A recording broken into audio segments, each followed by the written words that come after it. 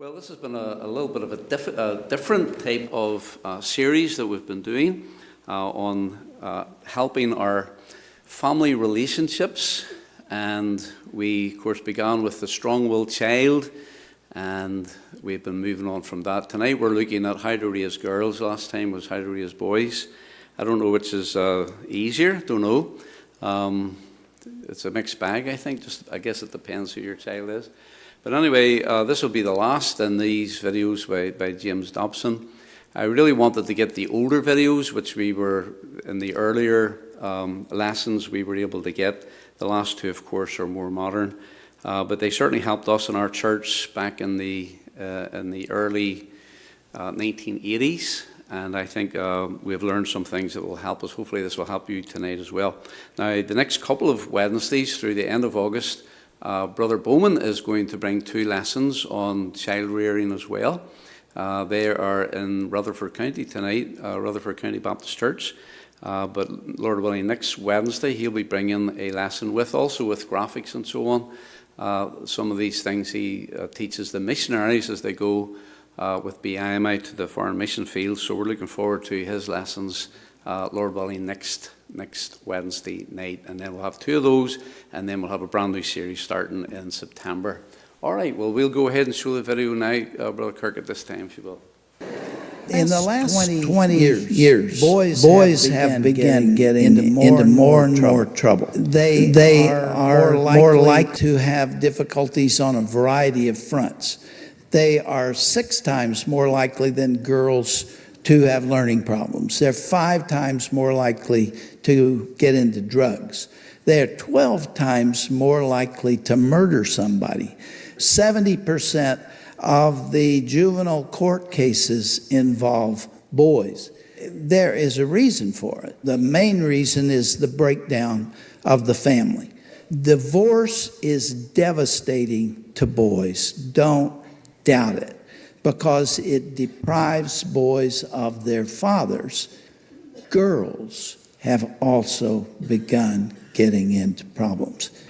It is amazing what has taken place in just about 15 years. Girls are involved in anorexia and in bulimia. Some anorexic girls are as young as 5 years of age. The percentages of what they're involved in leads to diet pills and vomiting and all the other forms of weight control, because girls are terrified of fat. They get ripped up socially when they are a little bit overweight. And as a result, there's a kind of a self-hatred that many girls are experiencing today.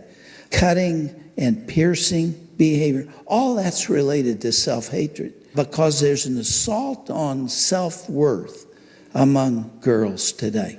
And it goes right on into the adult years. I've read a lot about this, and I've counseled a lot about it, and have been deeply concerned about the level of low self-esteem that's out there.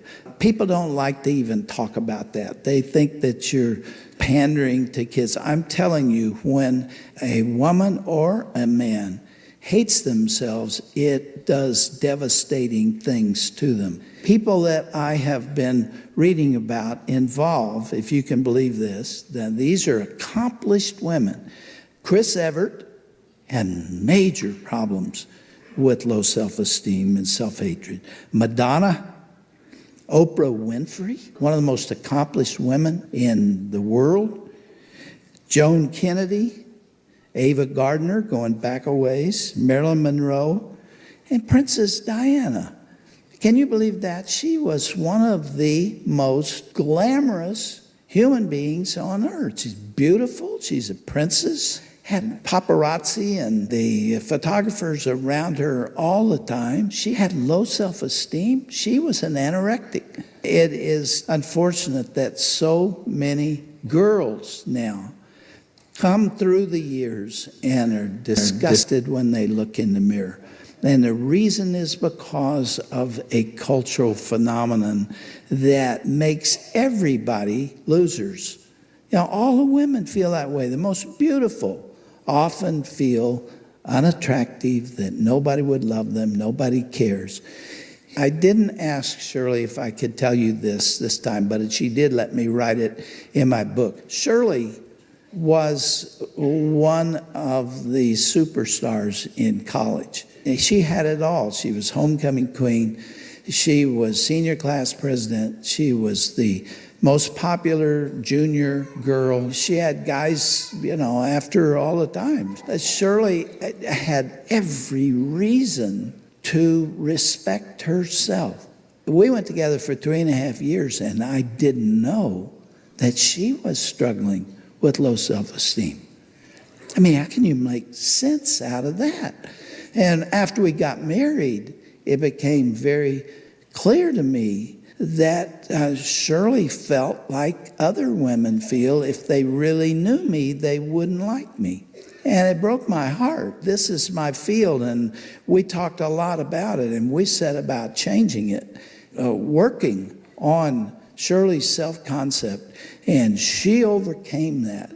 And she is now, I think, one of the most respected women in the country, the chairman of the National Day of Prayer. In 8 years, she went to the White House when George Bush was the president and got up in front of all those dignitaries and the president and spoke.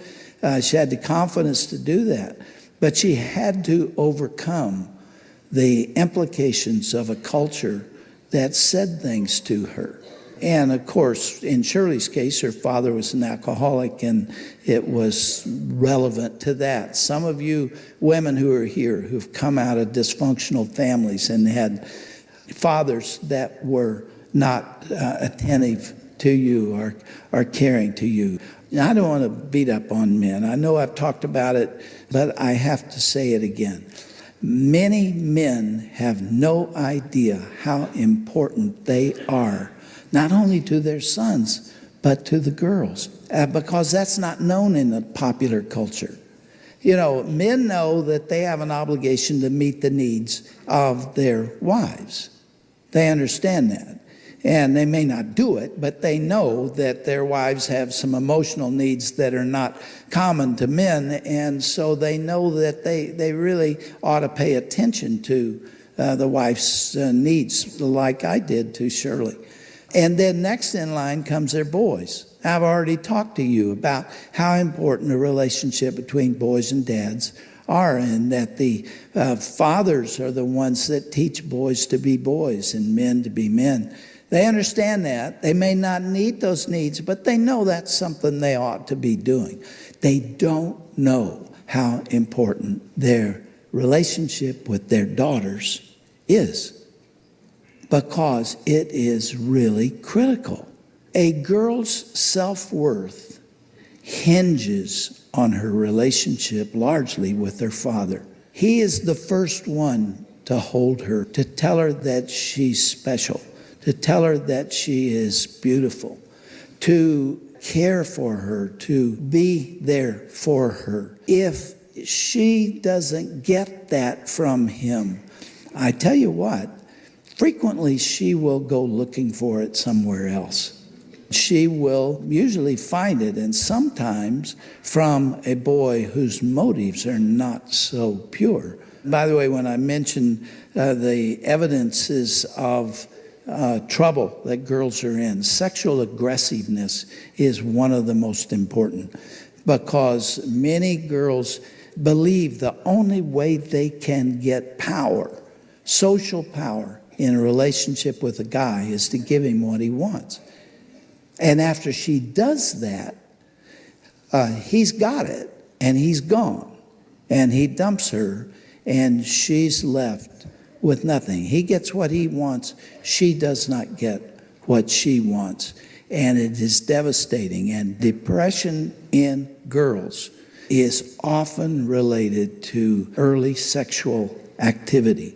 And the girls are aggressive today. It's the girls that call the guys. It's the girls that make the moves. And the boys just sit back and wait, because they will get what they want. Now, I don't, again, mean to be cruel to guys. They got their problems too. But that relationship between a girl and a guy is largely a product of the relationship between a girl and her father.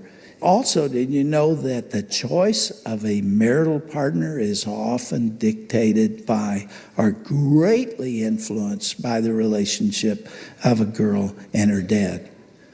Because if he is caring to her and loving to her, she will look for somebody like that. And if he is rejecting her or is abusive to her or leaves her, doesn't seem to recognize her or affirm her, then she will often look for somebody very, very different, and she might not make the best of choices. Now, I want to tell you something that happened when I was writing Bringing Up Girls. It had a profound impact on me. We were, at that time, running an organization called Focus on the Family Institute. It was made up of both guys and girls in college, usually juniors and seniors, a few of them in graduate school. And there were more women than men, as is always or almost always the case in that kind of program. By the way, guys are lost today. Do you know that? The guys, for the most part, are not going to college. 59% of graduate students are women. The guys just don't seem to have that motivation.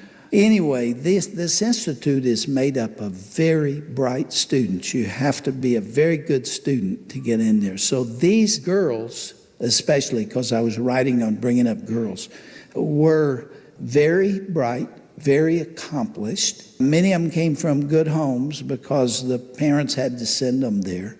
These were not girls that you would expect to have serious problems in their emotional structure or in their relationship with their parents. So I invited 40 of these bright girls to come in and meet with me. We served them a delightful lunch, and then afterward I told them what I was writing. I was writing Bringing Up Girls, and I said, I need you all to talk to me. Tell me what I need to know. Tell me what ought to be in this book. And they made a beeline for their fathers. It was incredible. I mean, all around that room. And they were in tears. And there was a box of Kleenex that went back and forth across that table. And they were not angry. And they were not wanting to strike out or strike back at their fathers. But what they were saying to me is my dad didn't seem to know I was there. I needed him. I reached for him. I longed for him. I yearned to have a relationship with him. And he was thinking about something else. What I heard over and over again is he is so busy and he's done a great job of taking care of our family and paying the bills, but that absorbed him. And if he had any time, he spent it with my brother. But he didn't spend time with me. I really didn't think that I was important to him. And I really didn't think that he cared. And I heard it over and over. I mean, it's nearly everybody in that room. They were surprising each other because they were saying, I thought I was the only one. I didn't know this. I've never revealed this to anybody. The tears were flowing. They began to give me illustrations. And so I had it recorded. And then I have transcripts of that in my book, Bringing Up Girls. And you really ought to read it because it'll give you a sense into the emotional frame of mind of today's girls. One girl told me, she said, I was 8 years old and I was feeling exactly what these other girls are talking about. And she said, we went on a vacation to the beach and I was riding in the back seat. My mom and dad were in the front seat. They had a console between them. She said at one point she took her shoes off and she put her feet on the console between the mom and the dad. And they came to a stoplight, and the dad looked down at her feet and put his hand on one of them and said, "Honey, you have the most beautiful feet." And she cried. It's been 12 years since that little comment. He wouldn't have remembered it the next morning. But what he said to her is, "You're beautiful. You have beautiful feet." She said, "I love my feet today." She said, "I love my shoes. I love to buy shoes." And some husband someplace is going to find out what he did to her. It was that moment when she was responding to the love and the respect and the affirmation that he showed. There was another girl who talked about the fact her dad was an NC2A football coach. And she didn't tell me who it was, and I wouldn't have reported if she had him. But she said, "You know, the only way I could be with my dad was to walk the sidelines with him during a football game." And she said that I always wondered why my dad loved those boys that were not his own more than he seemed to love me. And she was reaching for him. That's what occurs. There is this reaching. I was talking about the 3 levels. A guy has a responsibility to his wife, then he has a responsibility to the boys. Guess who's third in line? For many men, raising a girl is women's work. It's sort of like raising a boy is men's work. Well, raising a girl is women's work. I am convinced that girls need their fathers as much as boys do.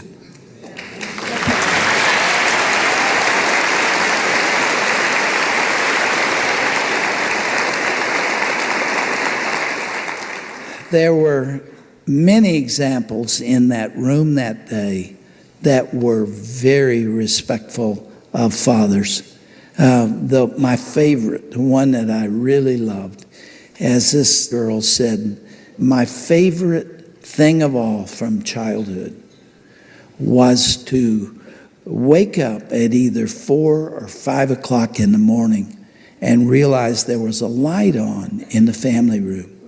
I would come in there and I would find my dad sitting in the big chair reading the Bible.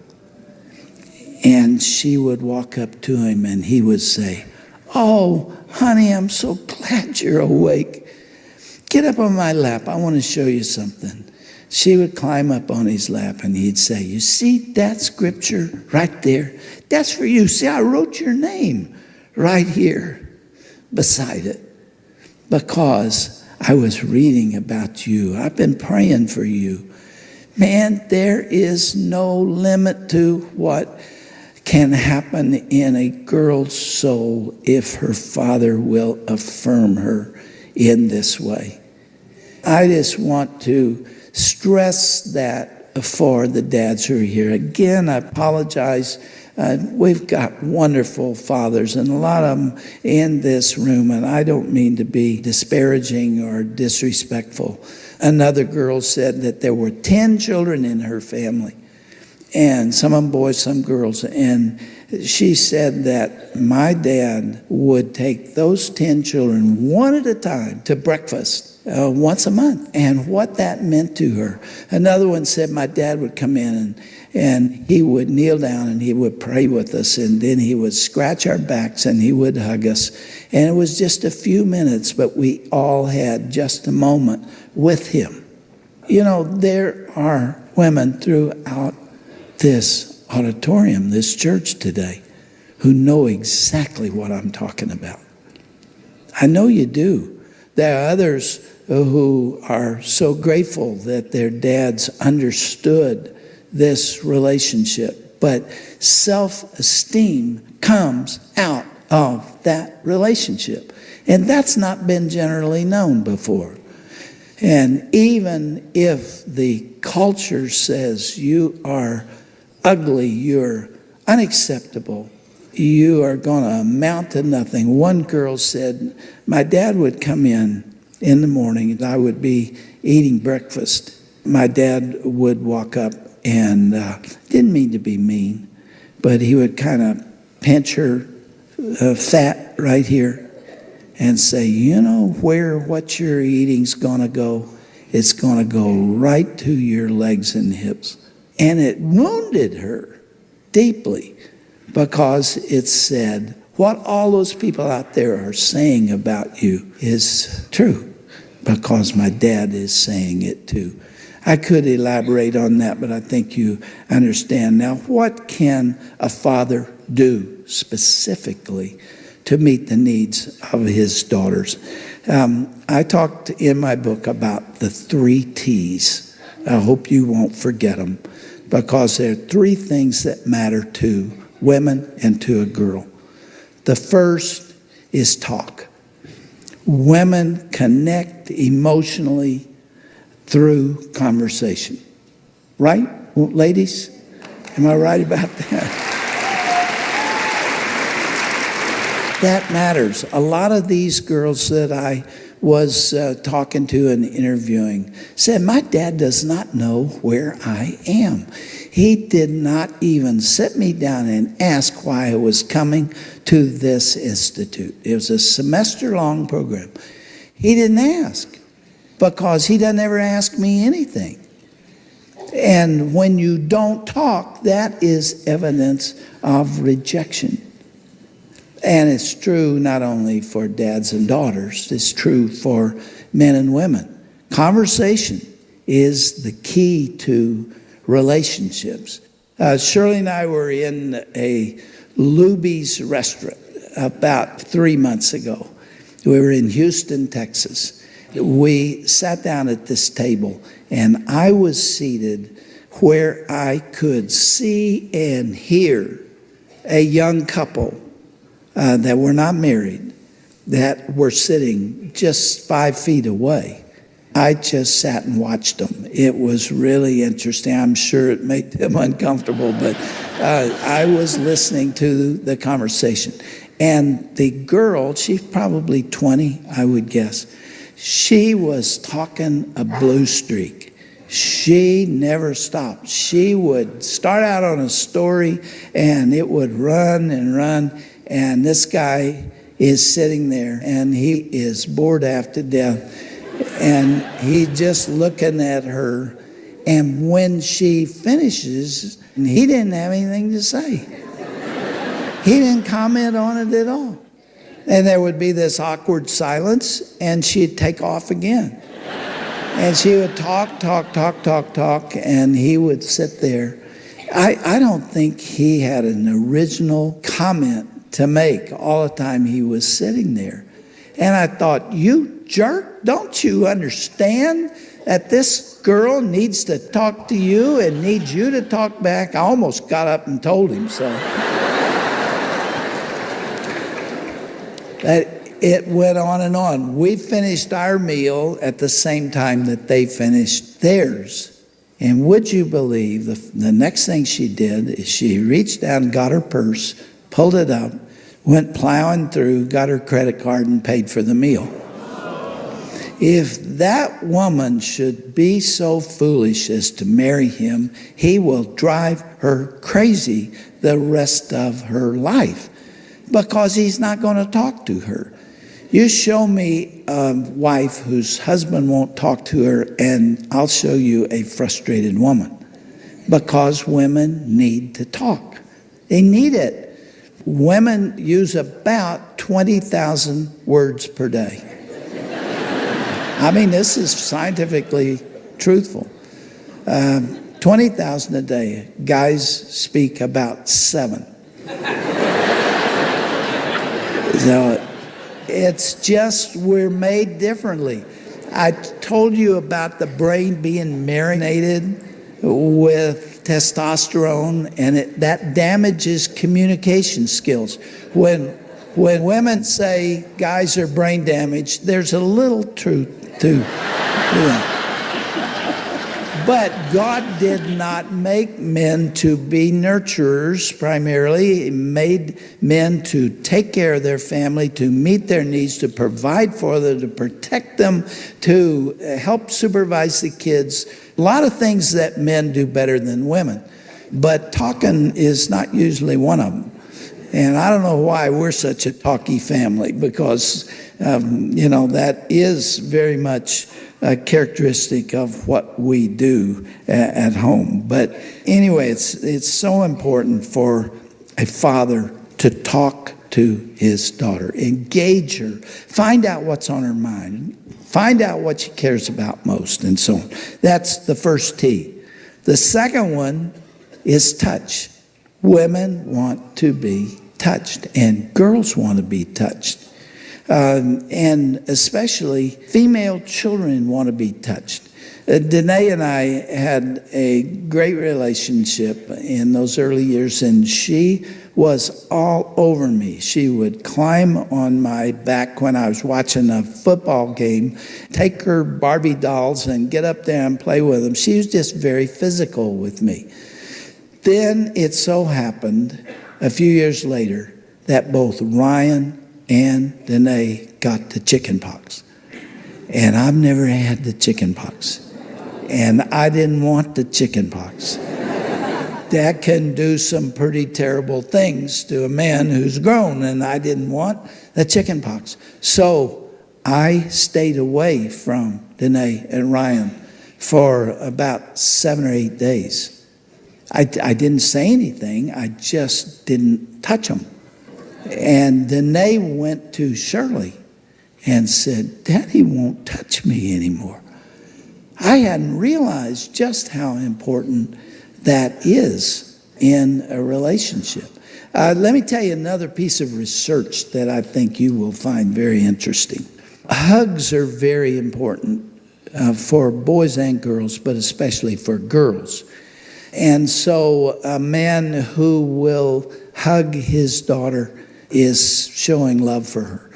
But when a girl goes into puberty, Dad often gets very nervous about that.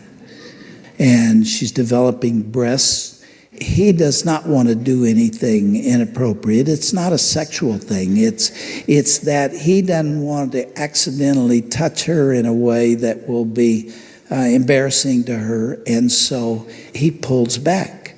Instead of throwing his arms around her, he leans back. I call it the leaning tower of Pisa, because he is, he doesn't want to do anything wrong.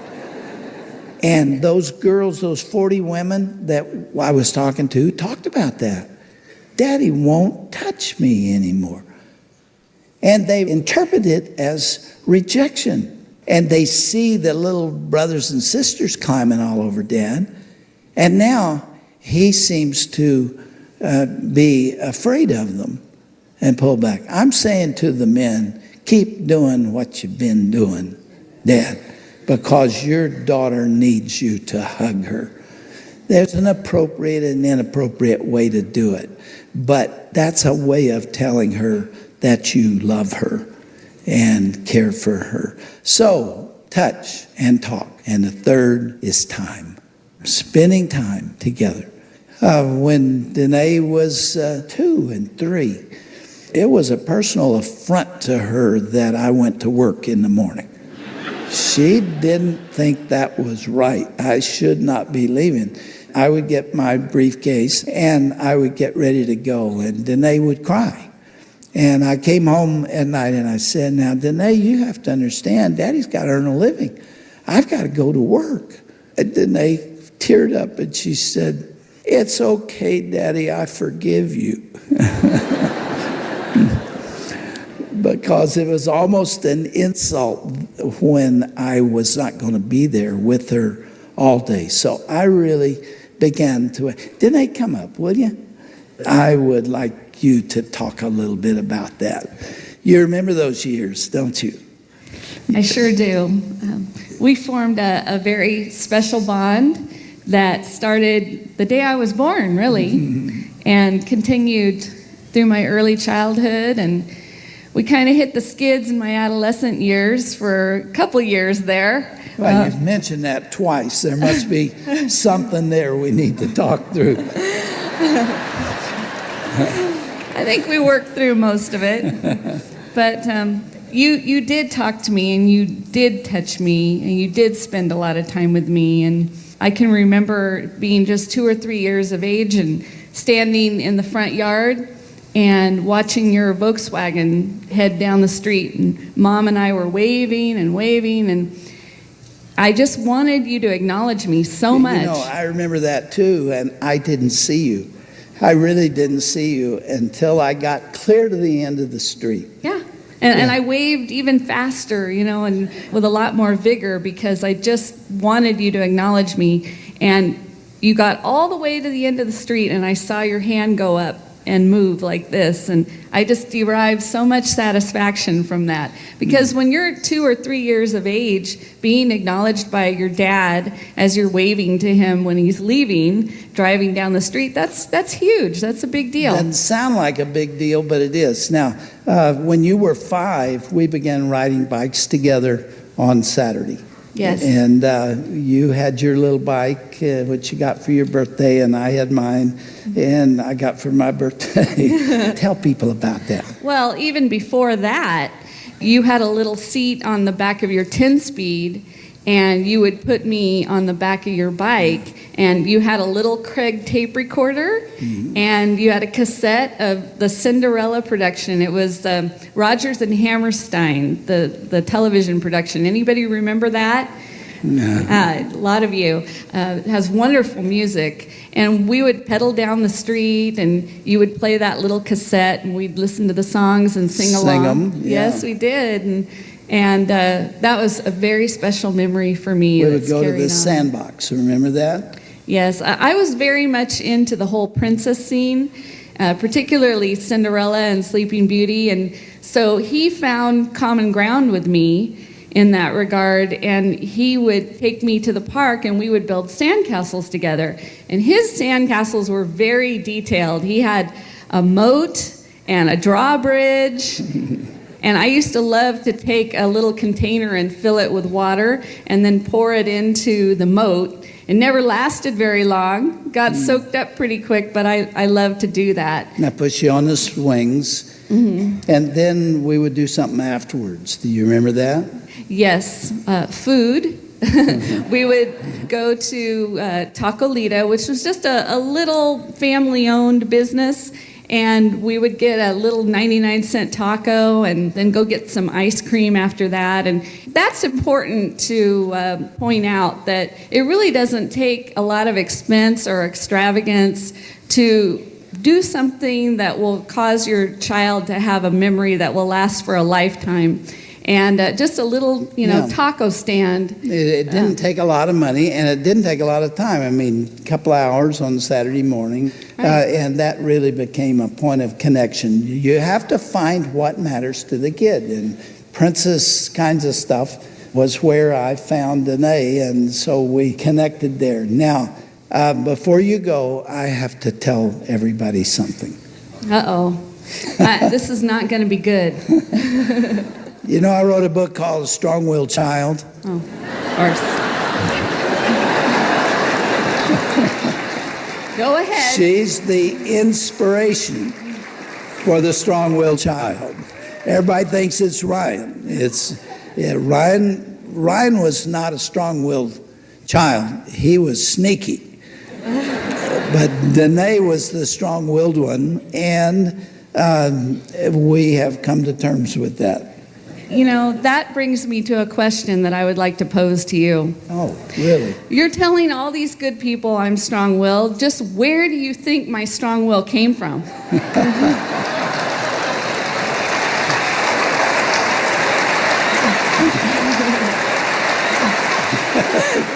Okay, we're going to change the subject. Well, actually, we're not going to change the subject just right this second, because I would like to say, you don't see me writing a book entitled The Strong-Willed Father.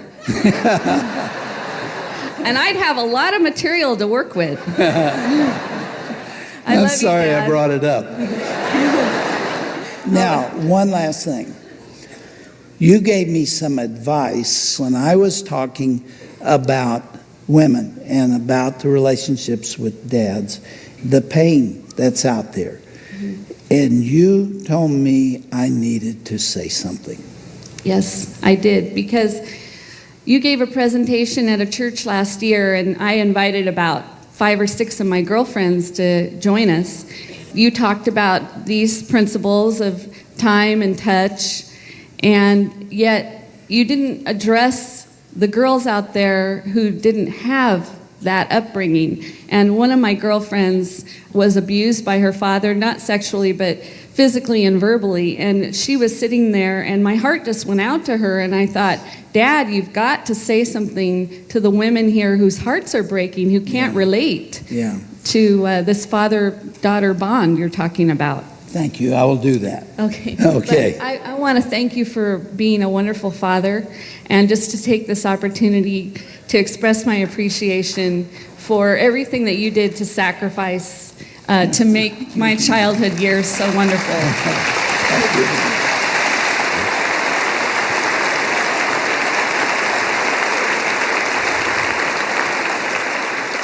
Actually, what Danae just said is what motivated me to say to you all a few minutes ago that there are women here who have experienced this, have gone through it, and are working their way through it. Really, there's no real simple way to take an eraser and expunge all the things that had happened earlier. But I can tell you this, that it's not too late. As long as there is life, you can still make a connection. And I say that to the fathers who are a little older, and I say it to the grown daughters as well. That sometimes all it takes is a little initiative to once again make an effort to make that relationship what it ought to be. And I want to read you something in closing. We did a radio program on Father's Day where we asked the women who were listening to us to call and record a message to their fathers about Father's Day. We got 600 calls, and we went through every single one of them. And they would touch your heart to hear them. One of them I have a transcript of, and this came from a woman who had had a bad relationship with her father. She said, "Hi, I'm Kathy from Georgia with a letter from my daddy. I don't know where things went wrong, where the pain, prescriptions, and alcohol began. I was just a kid. You tried to never let me down, Daddy, but many times you did. Daddy, in 1978, always and still, I was thinking of you as Father's Day approached. I searched in vain for just the right card for you, my darling Daddy, and I mailed it late. But Daddy, all day long your phone was busy. You died alone on the floor beside your upturned phone on Father's Day. When I got to Portland, my card was still in your mailbox. You never knew, Daddy, that I was too late. God help me always remember that late is better than never. But in this case, it was not good enough. Daddy, you died without experiencing my care and my love on Father's Day." Kathy's words still echo. You hear what she said? Always and still. She's a grown woman now, and she still is reaching for her father. And it's not too late to make that connection. You can ask for forgiveness, and you can express your heart's desire. And I hope that something that I have said today will motivate that, because family conflict is so prevalent. It's really everywhere. and especially where there is alcoholism or there have been other difficulties like that. And don't let these years pass by without taking the time to once again say, I love you. You are the only father I will ever have. And for a dad to say, I made mistakes, I was not perfect, but let's do better. And I leave you with that thought. It's been wonderful being with you all. I love you. Thank you all. And God's blessings to you. When I watched that, it motivated me to call Jennifer, my daughter, and we did a FaceTime, and I said, how's my favorite daughter? And she says, I better be your favorite daughter. And we had a lovely conversation, and then we ended up actually going to see them over in Sevierville. But, broken relationships are a very real thing. Broken relationships will bring the greatest hurt and harm to your heart, your emotions, to your life. And when it comes time to die, you'll not be regretting what job you didn't have or what house you didn't live in, but you will regret those broken relationships. And so it's really important that we have a heads up on it. And when you have young families, it is very important. But even with older children, we still have that relationship. And if it is broken, you can do everything you can to mend it. It takes two, but it certainly behooves us to take the initiative, just as he said, and do all we can to cultivate the relationships with our children.